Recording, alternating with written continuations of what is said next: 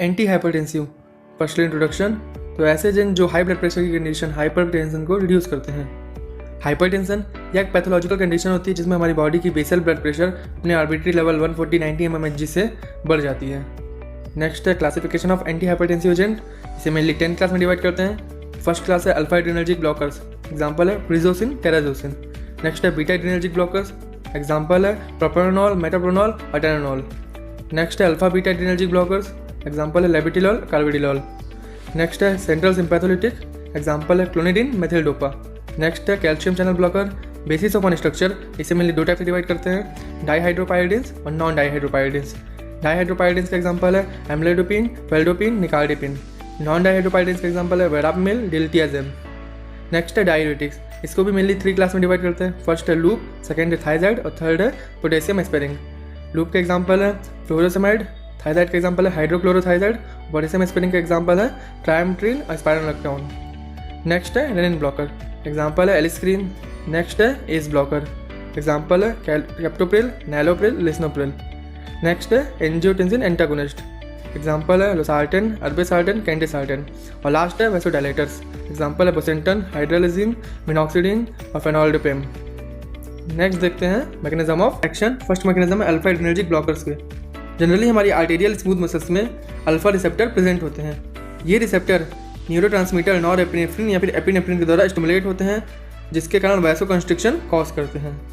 Alpha blockers इन्हीं receptors को block कर देते हैं, जिसके कारण वैसोकंस्ट्रिक्शन नहीं हो पाता है और यह वैसोडाइलेटेशन को लीड करता है, जिसके कारण ब्लड प्रेशर डिक्रीज हो जाता है।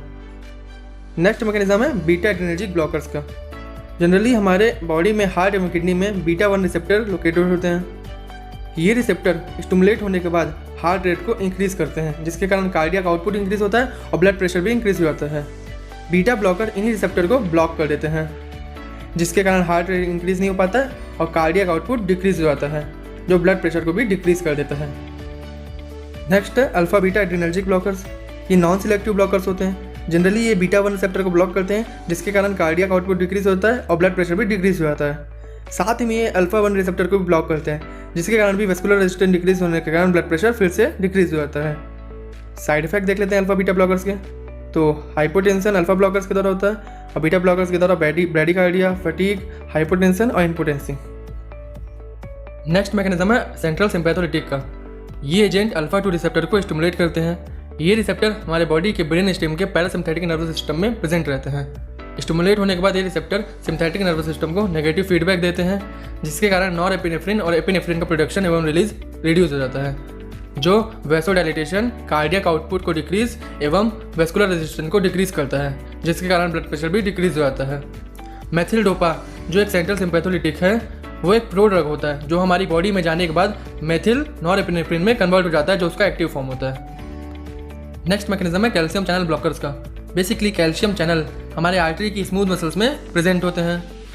कैल्शियम आयन इन्हीं चैनल्स के थ्रू अंदर जाता है, जिसके कारण स्मूथ मसल कॉन्ट्रैक्शन होता है, जो वेस्कुलर रेजिस्टेंस को इंक्रीज कर देता है, जिसके कारण ब्लड प्रेशर भी इंक्रीज हो जाता है।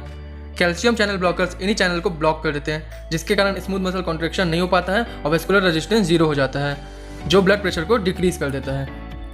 Dihydropyridines selective calcium channel blocker होते हैं, जबकि non dihydropyridines non selective calcium channel blockers होते हैं।